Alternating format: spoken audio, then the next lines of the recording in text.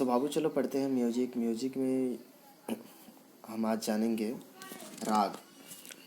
राग के बारे में जानेंगे, राग किसे कहते हैं, राग की जाति के बारे में जानेंगे, राग की कितनी जाति होती है। सो राग की 3 जातियाँ जो होती है ना, उसी 3 जाति के बारे में हम चैप्टर में पढ़ेंगे, जिसका नाम होता है औढ़व, साढ़व, संपूर्ण। इन सब के बारे में संपूर्ण जानकारी इस वीडियो में लेने वाले हैं। वीडियो तो थंबनेल से ही पता चलता है कि काफ़ी ज़्यादा इंटरेस्टेड होने वाली है। सो वीडियो को लाइक करो और इस चैनल को जल्दी से सब्सक्राइब कर लीजिए अगले वीडियो को पाने के लिए। सो चलिए वीडियो को शुरू करते हैं।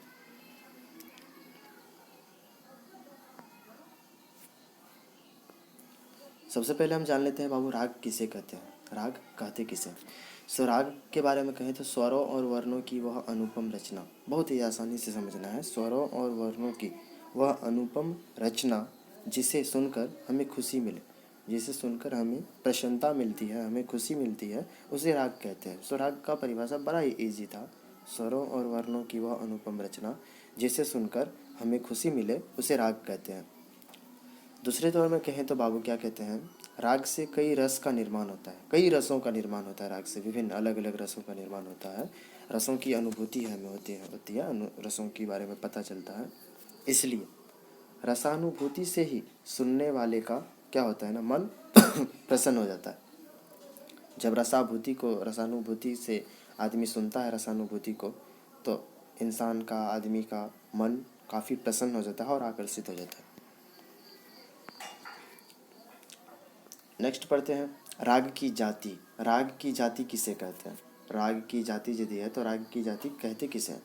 सो आंसर में हम कहेंगे जिससे राग में प्रयोग किए जाने वाले स्वरों की संख्या का बोध हो।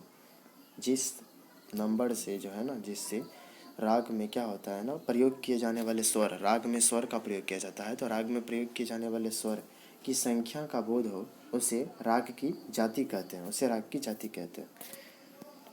आगे यदि हम देखें तो बाबू देखो इधर, राग की जो है ना संख्याओं की दृष्टि से, भाई राग जो होता है उसमें संख्या जितना प्रयोग किया जाएगा उसे बताने वाले को राग की जाति कहते हैं। परिभाषा ही कहता है जिससे राग में प्रयोग किए जाने वाली स्वरों का या स्वरों की संख्या का बोध हो, उसे राग की जाति कहते हैं। संख्या की दृष्टि से राग की जाति को जो है 3 भागों में बांटा गया। राग की 3 जातियाँ होती हैं। पहला वाला है औढ़व, साढ़व और संपूर्ण। सो औढ़व, साढ़व और संपूर्ण, ये 3 राग की जातियाँ हैं। इसे आप जरूर नोट कर लीजिए। आगे जानते हैं हम राग के बारे में पूरे डिटेल में बाबू। सो राग के बारे में बताता है, यानी औढ़व। राग की जो जाति था 3 जाति में से पहला जाति औढ़व है। और औढ़व से क्या होता है ना, देखो आगे पढ़ते हैं। 5 स्वर में गाए जाने वाले राग औढ़व जाति का राग कहलाता है।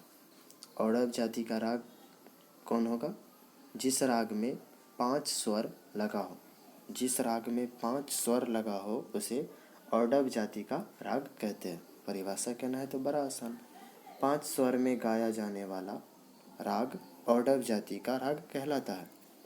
इसकी 3 उपजाति भी होती है। देखो पहले तो हम पढ़े राग की जाति जो कि 3 होता है, औढ़व, साढ़व, संपूर्ण। और अब बात आ जाता है राग की उपजाति। तो राग की उपजाति जो होती है, औढ़व की उपजाति यानी जाति में एक और जाति। तो औढ़व की पहला वाला जाति है जिसे हम कहते हैं औढ़व। औढ़व तो औढ़व, एक औढ़व का तो मतलब जानवे करते हैं, राग में 5 स्वर हो। दूसरा औढ़व मतलब पहला वाला हो गया आरोह क्रम के लिए, दूसरा वाला हो गया अवरोह क्रम के लिए। राग जो होता है चढ़ते क्रम में होता है और उतरते क्रम में होता है, आरोह क्रम में होता है और अवरोह क्रम में होता है। सो औढ़व और औढ़व जो कह रहा है, औढ़व इस उपजाति के अनुसार आरोह अवरोह दोनों में 5-5 स्वर होता है। सो औढ़व जाति तो 5 स्वर को बताया जाता है और औढ़व से आरोह अवरोह दोनों में 5-5 स्वर होता है। आगे बढ़े तो क्या कहता है, औढ़व, साढ़व।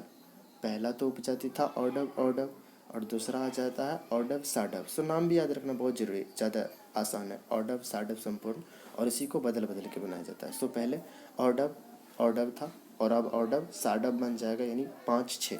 औढ़व का अर्थ तो हम पहले ही जानते थे 5 और साढ़व का अर्थ समझेंगे 6। तो इसमें क्या होगा, आरोह में 5 और अवरोह में 6। तो पढ़ लेते हैं क्या कहता है। इसमें औडव साडव उपजाति के अनुसार आरोह में 5 स्वर और अवरोह में 6 स्वर होते हैं। सो बड़ा ही आसान था, याद रखना भाई। उनके बाद होता है औडव संपूर्ण। सो औडव मतलब तो हम पहले ही जानते हैं 5 स्वर, और संपूर्ण मतलब ऊपर में पहले साडव 6 था तो संपूर्ण यानी 7।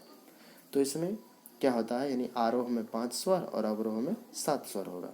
सो देखो क्या कहता है, आरोह में 5 और अवरोह में 7 स्वर होते हैं। किस उपजाति के अनुसार? औडव संपूर्ण उपजाति के अनुसार। और औडव साडव जाति के अनुसार, उपजाति के अनुसार आरोह में 5, अवरोह में 6। याद रखना है, औडव यानी 5 स्वर, साडव यानी 6 स्वर। नेक्स्ट, राग की जाति जो दूसरी जाति है, दूसरी जाति का नाम है साडव। सो इस साडव के बारे में जानते हैं। साडव कहता है जिस राग में 6 स्वर लगे हों, 6 स्वर लगा हो जिस राग में, उसे साडव जाति का राग कहते हैं। उसे साडव जाति का राग कहते हैं। उसे साडव जाति के राग कहते हैं। बड़ा आसान तरीका था याद रखने के लिए। जिस राग में 6 स्वर लगे हो उसे साडव जाति का राग कहता है। जिस राग में 5 स्वर लगा हो उसे औडव जाति का राग कहते हैं। इसकी भी जो है ना, पिछले तरह ही इस राग का भी 3 उपजातियाँ होती है, 3 उपजाति होती है। और इसका भी नाम कुछ उसी तरह से होता है। पहले औडव है तो औडव साडव हो जाएगा, क्योंकि यहाँ पर साडव है तो साडव साडव सब में रहेगा। पहले औडव साडव संपूर्ण, ये बदलता रहेगा। सो औडव साडव है तो औडव है पहले, तो औडव का मतलब यह पहला आरोह वाला दिखाएगा 5, साडव यानी 6। सो औडव साडव इस तरह से देख लीजिए। औडव यानी आरोह में 5 और साडव यानी अवरोह में 6 स्वर होता है। फिर दूसरा देखो क्या कहता है, दूसरे उपजाति साडव साडव के अनुसार। सो साडव और साडव के अनुसार बताता है कि साडव यह तो 6 और यह भी साडव 6। सो साडव मतलब 6, औडव मतलब 5, साडव मतलब 6, संपूर्ण मतलब 7। सो साडव साडव यानी दोनों आरोह अवरोह दोनों में 6-6। तो कहेगा आरोह और अवरोह दोनों में 6-6 स्वर होते हैं। किस उपजाति में? साडव साडव उपजाति में। तीसरा उपजाति होता है साडव संपूर्ण। सो साडव संपूर्ण उपजाति में बड़ा ही आसान तरीका है। साडव साडव यानी 6, सो 6 हो जाएगा इसमें। संपूर्ण यानी 7। तो यानी पहले वाला आरोह को दिखाता है तो आरोह में 6 और अवरोह में 7, इस तरह से वर्ण होते हैं। सो कहेंगे आरोह में 6 स्वर और अवरोह में 7 स्वर होते हैं।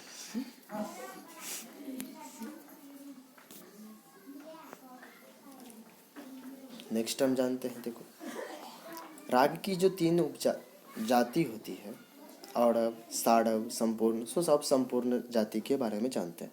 संपूर्ण जाति बताता है जिस राग में 7 स्वर लगे रहे उसे संपूर्ण जाति का राग कहते हैं। बड़ा ही आसान, इसे तो याद रखना बहुत आसान। औडव यानी 5 स्वर लगा हो तो औडव जाति, 6 स्वर लगा हो तो साडव जाति, और संपूर्ण के लिए तो 7 स्वर। तो जिस राग में 7 स्वर लगे हो उसे संपूर्ण जाति का राग कहते हैं। संपूर्ण से और भी याद रखना भाई, संपूर्ण मतलब पूरा, और स्वर जो होता है ना, पूरा स्वर 7 स्वर का पूरा होता है। तो स्वर पूरा स्वर यानी 7 स्वर। नेक्स्ट मतलब जैसे पिछले 2 जाति के उपजाति होते थे 3, उसी तरह से यह संपूर्ण जाति का भी 3 उपजाति होता है और वही नाम भी रहता है। सो 3 उपजाति, पहला वाला उपजाति जिसका नाम संपूर्ण औडव कहा गया। संपूर्ण इसीलिए क्योंकि संपूर्ण का यह उपजाति है पहले, और उनके बाद औडव। तो संपूर्ण यानी 7 स्वर, संपूर्ण यानी 7 स्वर, और 7 स्वर तो पहले संपूर्ण है यानी 7, फिर बाद में औडव है, औडव यानी 5। सो आरोह में हो जाएगा 7 स्वर और अवरोह में हो जाएगा 5 स्वर। तो आरोह में 7 और अवरोह में 5 स्वर लगे होते हैं।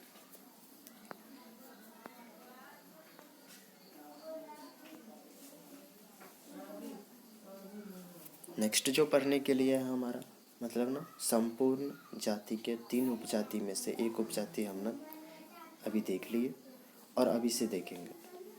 सो इसमें कहता है संपूर्ण साडव। पहला वाला था संपूर्ण औडव, दूसरा वाला है संपूर्ण साडव। संपूर्ण यानी 7, साडव यानी 6। सो आरोह में क्या होगा, आरोह यानी जाते समय 7 स्वर रहेगा और जब उतरते समय 6 स्वर रहेगा।